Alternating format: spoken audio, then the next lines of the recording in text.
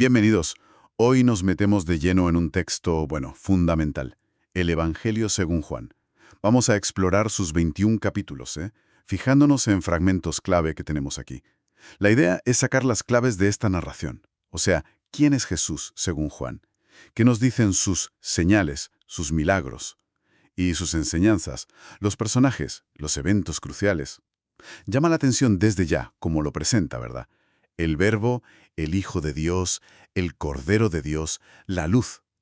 Un montón de títulos que te dicen, ojo, esto es importante. Efectivamente.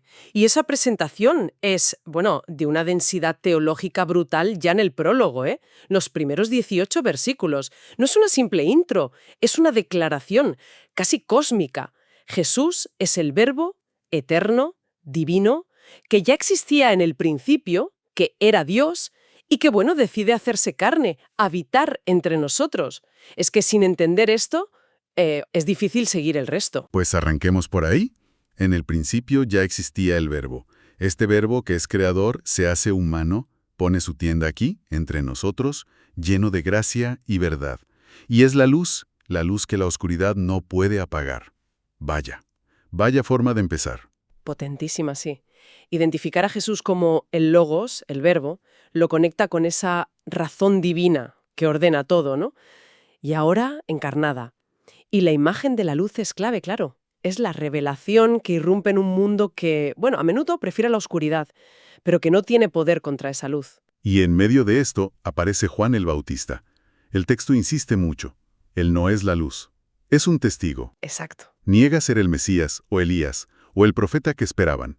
Su papel está claro, y él mismo lo dice citando a Isaías: «Yo soy la voz que grita en el desierto». Y ese testimonio era crucial, porque había muchísima expectación mesiánica en ese momento.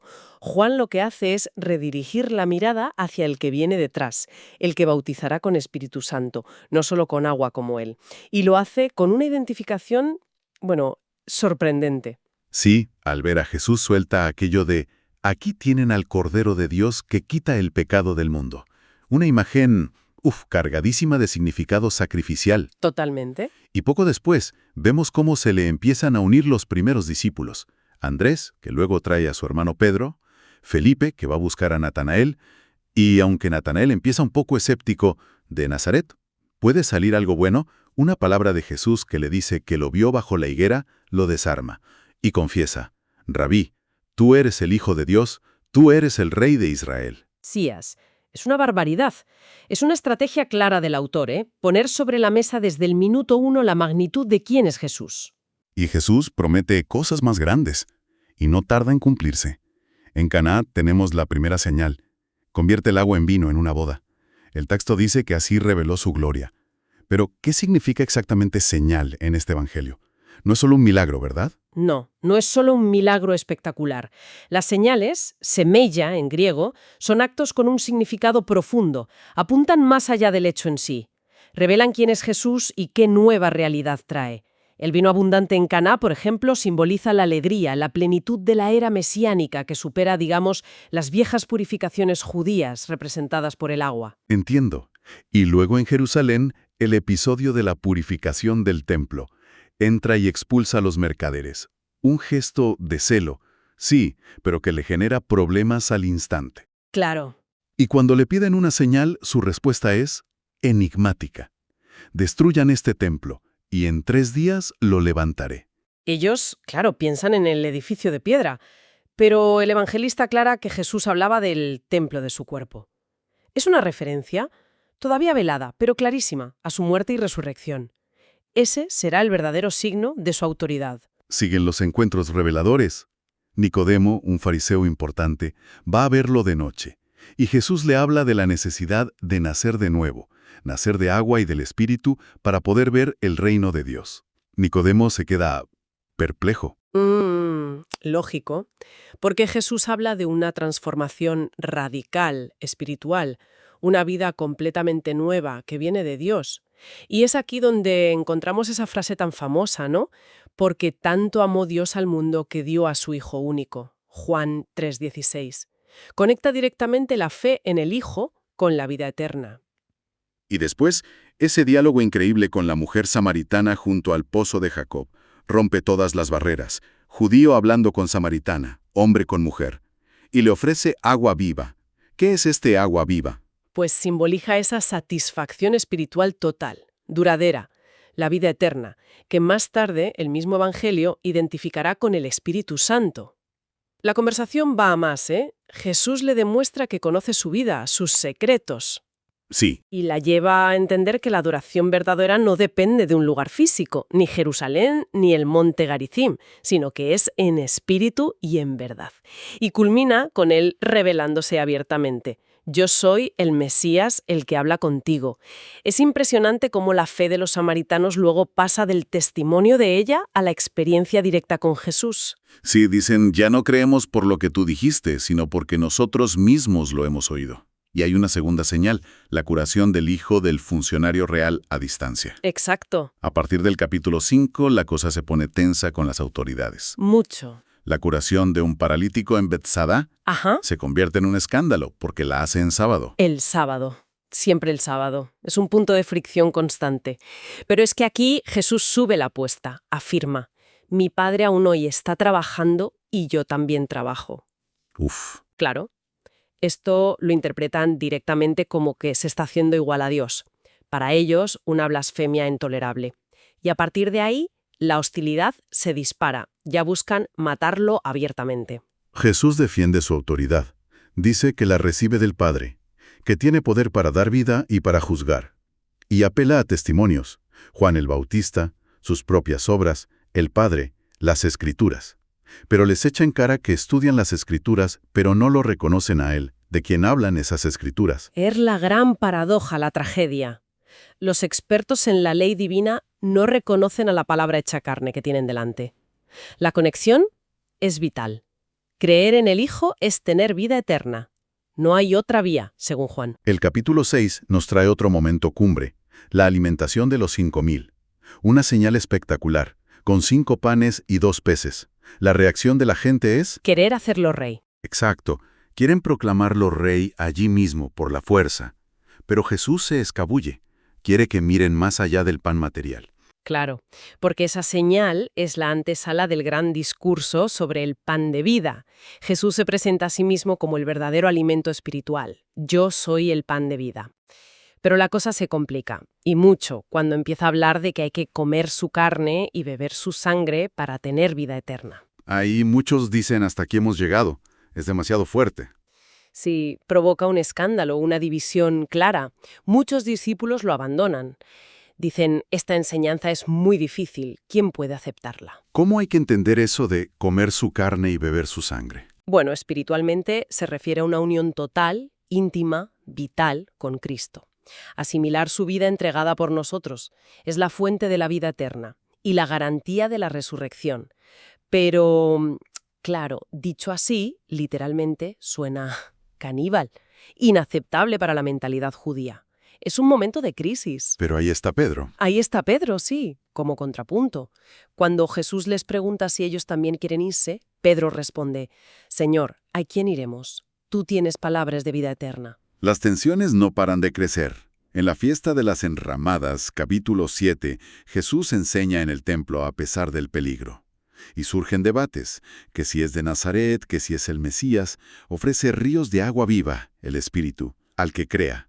Y otra vez, división. Sí, división entre la gente y hostilidad abierta de los líderes. Incluso Nicodemo intenta interceder tímidamente, pero sin éxito. Luego está el episodio de la mujer adúltera, al principio del 8. Le tienden una trampa. Clarísima. Y Jesús, con esa sabiduría increíble, escribe en el suelo y lanza el desafío: el que esté libre de pecado, que tire la primera piedra. Y al final, su compasión: yo tampoco te condeno, vete y no peques más. Es un retrato perfecto de la misericordia de Jesús frente a la hipocresía y la dureza de corazón. Y siguen las declaraciones impactantes: yo soy la luz del mundo. Se intensifican las disputas sobre su autoridad, su relación única con el Padre: el que me ha visto a mí ha visto al Padre, su origen divino. Ustedes son de aquí abajo, yo soy de allá arriba. El enfrentamiento es durísimo. Llega a hablar de hijos de Abraham contra hijos del diablo. Y culmina con esa afirmación asombrosa sobre su preexistencia: antes de que Abraham naciera, yo soy. y legoemi. Y la reacción es inmediata. Intentan apedrearlo por blasfemo. Esas declaraciones, yo soy, son absolutamente centrales en Juan. Cada una revela un aspecto de quién es él. Pan, luz, puerta, buen pastor, resurrección, camino, verdad, vida, vid. Son afirmaciones directas de su divinidad. Y en medio de todo esto, otra señal potentísima, la curación del ciego de nacimiento, en el capítulo 9. Lo curioso es el método, ¿no? Barro con saliva, lavarse en Siloé. Sí, y sobre todo el contraste que se genera después. Exacto. El que era ciego físicamente acaba viendo espiritualmente. Reconoce a Jesús, cree en él, lo adora. Y los fariseos que investigan el caso presionan. Ajá. Acaban expulsándolo de la sinagoga. Pero ellos que presumen de ver, de entender la ley de Dios, se revelan completamente ciegos espiritualmente al rechazar a Jesús. Jesús mismo lo dice, con una ironía tremenda. Yo he venido a este mundo para hacer justicia, para que los ciegos vean y los que ven se queden ciegos. Su ceguera está precisamente en que dicen vemos. Y esto nos lleva directos a la alegoría del buen pastor, en el capítulo 10. Jesús como la puerta del redil, y sobre todo como el pastor que da la vida por sus ovejas. Muy diferente de los ladrones o los asalariados, que huyen cuando ven venir al lobo. Claro, habla de una relación íntima. Yo soy el buen pastor, conozco a mis ovejas y ellas me conocen a mí. Y menciona que tiene otras ovejas que no son de ese redil, que también traerá. Es una metáfora riquísima. Habla de cuidado, guía, protección y sobre todo de sacrificio voluntario. Y el capítulo termina con otra afirmación que desata la furia. El Padre y yo somos uno. Unidad esencial con Dios. Otro intento de lapidación. Y así llegamos a la séptima señal, la más grande de todas, la resurrección de Lázaro. En el capítulo 11, Jesús retrasa su llegada a Betania a propósito. Lázaro muere. El diálogo con Marta y María es desgarrador, lleno de dolor pero también de fe. Y ahí Jesús pronuncia esa frase monumental: yo soy la resurrección y la vida. El que cree en mí, aunque muera, vivirá. Es la declaración cumbre de su poder sobre la muerte misma. Y lo demuestra. El texto dice que Jesús se conmovió profundamente, que lloró, muestra su humanidad. Pero luego, ante la tumba, actúa con autoridad divina. Lázaro, sal fuera. Y Lázaro sale, pero esta señal, que debería convencer a todos, Pues no. al contrario, precipita la decisión final de las autoridades. El Sanedrín se reúne y Caifás, el sumo sacerdote, dice aquello de que conviene que muera un solo hombre por el pueblo. Y deciden formalmente matarlo. Es la gran ironía, sí. La señal que más claramente demuestra que él es la vida les lleva a planear su muerte. La profecía involuntaria de Caifás se cumplirá, sí, pero con un significado redentor que él ni se imaginaba. Los acontecimientos se precipitan hacia la Pascua. Tenemos la unción en Betania, capítulo 12. María unge los pies de Jesús con un perfume carísimo. Judas protesta por avaricia, dice el texto. Pero Jesús lo interpreta como una preparación para el día de mi sepultura. Exacto. Luego, la entrada triunfal en Jerusalén. La gente lo aclama como rey, con palmas. Hosana, bendito el que viene en nombre del Señor, el Rey de Israel. Va montado en un burrito, cumpliendo una profecía. Los fariseos están desesperados. Miren, todo el mundo se va tras él. Y es entonces cuando Jesús empieza a hablar de que ha llegado su hora, la hora de ser glorificado. Pero no una gloria como la entiende el mundo. No, claro. Habla de la semilla de trigo. Si no muere, queda sola, pero si muere, da mucho fruto. Muestra su angustia. Ahora mi alma está angustiada, pero se reafirma en la voluntad del Padre. Padre, glorifica tu nombre. Incluso se oye una voz del cielo. Y predice cómo morirá. Cuando yo sea levantado de la tierra, atraeré a todos hacia mí.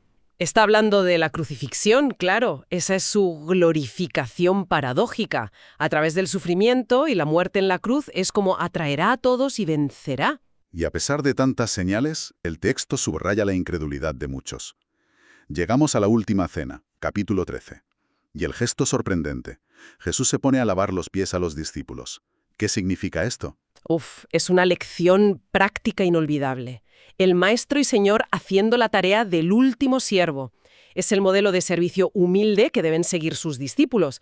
Y también es un símbolo de la purificación espiritual que solo Él puede dar. En esa misma cena, anuncia la traición de Judas. Le da el pan mojado como señal. Judas se va, y era de noche, dice el texto. Un detalle cargado de simbolismo, la oscuridad física y espiritual. Y justo después les da el mandamiento nuevo: que se amen los unos a los otros como yo los he amado. Esa será la señal de que son sus discípulos. Y también predice las negaciones de Pedro. Se entrelazan el amor supremo, el servicio, la traición, la partida inminente. Es una cena intensísima. Y a partir de ahí, los capítulos 14 a 16 son los discursos de despedida. Palabras de consuelo, de preparación para su ausencia física. Les dice, no se angustien. Se presenta como el camino, la verdad y la vida, el único modo de llegar al Padre. Y les hace la gran promesa, el envío del Consolador, el Paráclito, el Espíritu Santo. Que no será un sustituto de segunda, no. Para nada. Será su propia presencia continuada con ellos, pero de otra manera. Les enseñará todo, les recordará sus palabras, los guiará a la verdad completa. Es fundamental entender el papel del Espíritu en Juan. Usa también la alegoría de la vid y las ramas en el capítulo 15. Yo soy la vid verdadera, ustedes son las ramas. La clave es permanecer en él para dar fruto. Exacto. Es una imagen de unión vital. Toda la vida y el fruto espiritual vienen de estar conectados a Cristo, la vid. Y esa conexión se mantiene por el Espíritu. También les advierte que el mundo los odiará, como lo odió a él. Habrá persecución. Sí, pero termina con una nota de esperanza tremenda al final del 16. En este mundo afrontarán aflicciones, pero anímense. Yo he vencido al mundo. Una victoria ya conseguida, aunque ellos aún tengan que pasar por la prueba. El capítulo 17 es diferente. Es la oración de Jesús al Padre. Levanta los ojos al cielo y ora. Sí, se le llama la oración sacerdotal. Es un vistazo a la intimidad entre el Padre y el Hijo. Ora primero por sí mismo, por su glorificación, para glorificar al Padre. Luego por los discípulos que están allí con él. Pide protección del maligno, santificación en la verdad, que es la palabra de Dios, y pide por su unidad. Una unidad como la del Padre y el Hijo. Exacto. Que sean uno para que el mundo crea. La unidad de los creyentes es un testimonio fundamental. Y finalmente, ora por todos los que creerán en el futuro, gracias al testimonio de los apóstoles. Pide que también ellos sean uno, que estén con Él donde Él esté, que vean su gloria y conozcan el amor del Padre. Es impresionante. Pone el amor divino como el fundamento de todo. Y de esa cumbre de intimidad pasamos a la pasión, capítulos 18 y 19. El arresto en Getsemaní, la traición de Judas, la calma y autoridad de Jesús cuando dice «Yo soy», y los guardias retroceden. Pedro saca la espada. Y Jesús lo frena. La copa que el Padre me ha dado no la voy a beber. Aceptación plena de la voluntad del Padre. Luego vienen los interrogatorios, Anás, Caifás, Pilato. Pedro lo niega 3 veces, tal como Jesús había dicho. Jesús, ante Pilato, habla de su reino, que no es de este mundo, y de su misión, dar testimonio de la verdad. Y Pilato suelta esa pregunta cínica. ¿Qué es la verdad? Pero ni espera la respuesta. Ve que Jesús es inofuente. Intenta liberarlo, pero al final cede a la presión de los líderes judíos y de la multitud. Sí, les da a elegir entre Jesús y Barrabás, y eligen a Barrabás. La ironía es brutal. El único inocente es condenado por poderes corruptos, religiosos y políticos, que se ponen de acuerdo. Todo confluye para cumplir lo que el mismo Jesús había anunciado sobre su muerte. La flagelación, la corona de espinas, el manto púrpura, la burla. Pilato lo presenta. «Ecce homo, aquí tienen al hombre». Pero el grito es unánime. «Crucifícalo». Y los líderes judíos llegan a decir, «No tenemos más rey que el César». Renuncian a todo con tal de deshacerse de él. Sellan su destino y el de Jesús. Los llevan al Gólgota, lugar de la calavera. Él carga la cruz. Lo crucifican entre otros 2. Pilato pone el letrero famoso en 3 idiomas. Jesús de Nazaret, rey de los judíos. Que a los líderes judíos no les gusta nada. Pero Pilato se mantiene. Lo escrito, escrito está. Los soldados se reparten sus ropas, echan a suerte su túnica. Junto a la cruz están su madre, María, y el discípulo amado. Jesús se los encomienda el uno al otro. Un gesto de cuidado filial hasta el final. Sus últimas palabras registradas en Juan son «Tengo sed». Y la palabra final, definitiva. Todo se ha cumplido. Inclina la cabeza y entrega el espíritu. Tetelestai. Pagado, completado. La obra de redención está consumada. Y el evangelista subraya detalles que ve como cumplimiento de profecías, que no le quebraron los huesos, el costado traspasado por la lanza del soldado. Sí, de donde sale sangre y agua. Exacto. Símbolos potentísimos de los sacramentos, de la vida y la purificación que brotan de su sacrificio. Su muerte es real, confirmada. Y luego, José de Arimatea y Nicodemo, que eran discípulos en secreto, dan la cara y le dan una sepultura digna, en un sepulcro nuevo. Y llegamos al domingo, capítulo 20, la resurrección. María Magdalena va al sepulcro, lo encuentra vacío.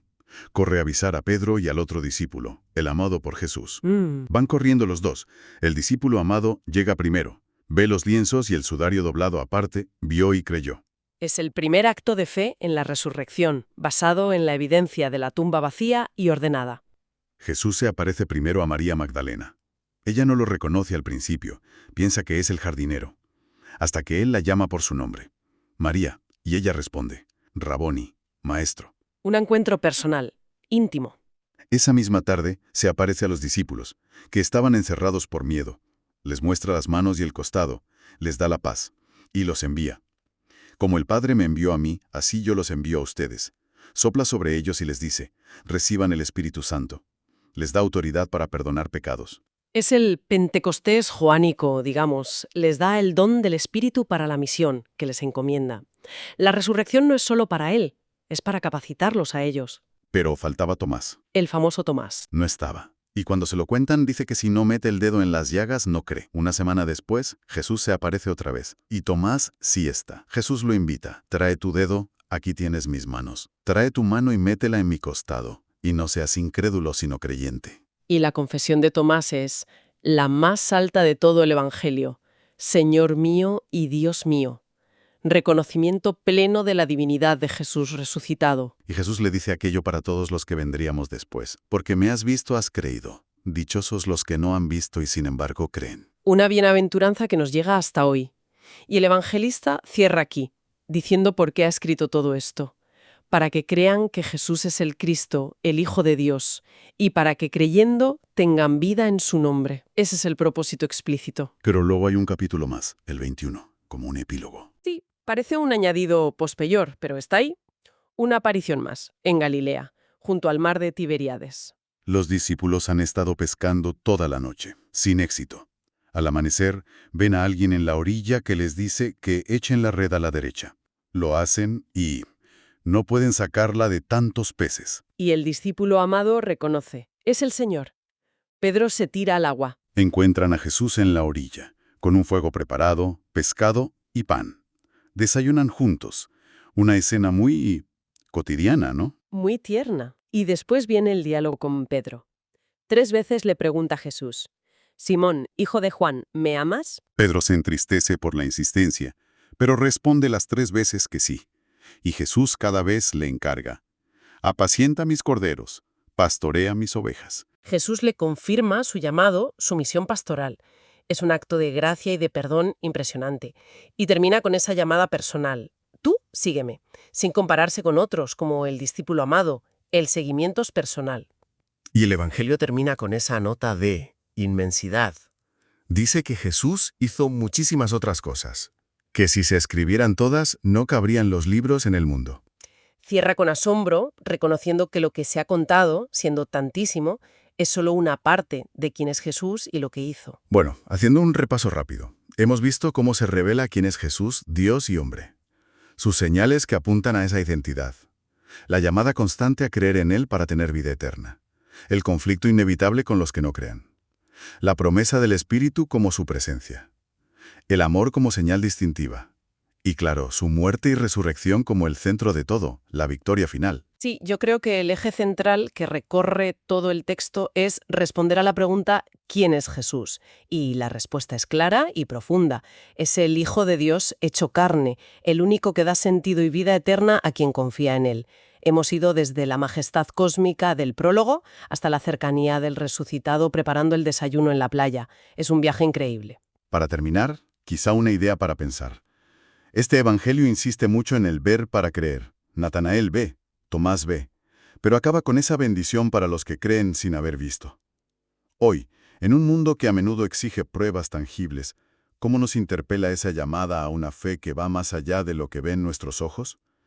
¿Qué supone para nuestra búsqueda de certezas confiar en alguien a quien no vemos físicamente, pero cuyo testimonio nos ha llegado a través de estas palabras?